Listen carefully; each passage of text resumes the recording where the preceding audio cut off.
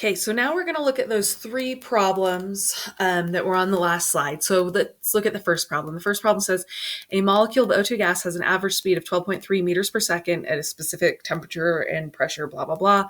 What's the average speed of H2O at those same conditions? Well, we're going to use Graham's law, of course.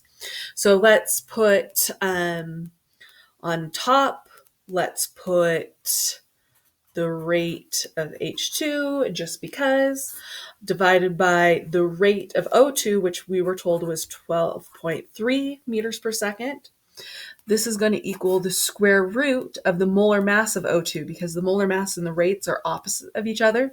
So the molar mass of O2 is 32.00 divided by the molar mass of H2, which is 2.02. And again, I'm just getting those off the periodic table.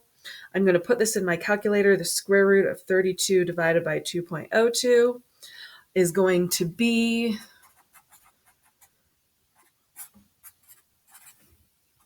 3.98. So then I'm going to multiply both sides by my 12.3.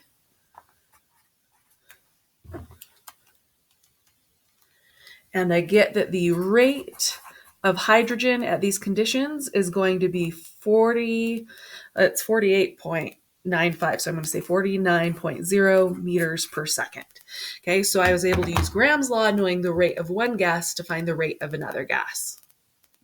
All right, so here was the next question. So for this one, it's an unknown gas, but we know it diffuses 4 times faster than oxygen. So we're going to find its molar mass. So here we know the unknown gas is 4 times oxygen. So I'm going to put the 4 on top for the unknown gas divided by 1 because 4 is 4 times faster than 1. I could have picked any number for the speed of oxygen and just times it by 4 for the top, but obviously 4 and 1 is going to be the easier. And this is going to be equal to the square root, because this is oxygen bottom, I'm going to put oxygen's molar mass up top, divided by X. Okay, so overall, this is going to be the square root of 32 divided by X equals 4. Well, I need to square both sides. So 4 squared is 16 equals the square root, not the square root anymore, 32 divided by X times both sides by X to get it out of the denominator. So then I'm going to do X equals 32 divided by 16, or 2. So that tells me that the molar mass of the gas is 2. So honestly, it's probably hydrogen gas, but that's how you would work to find the molar mass of a gas.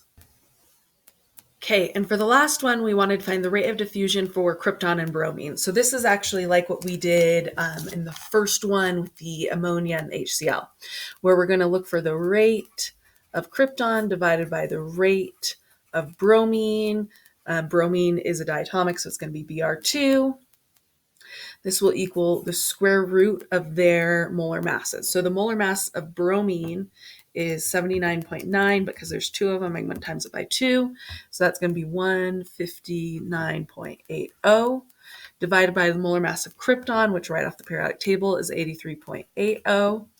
So I'm going to put this in my calculator. The square root of 159.8 divided by 83.8 is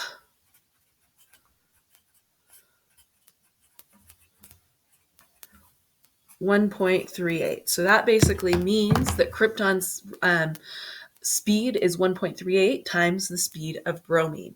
So these are the different problems that we're looking at. Hopefully these made sense. Let me know if you have questions.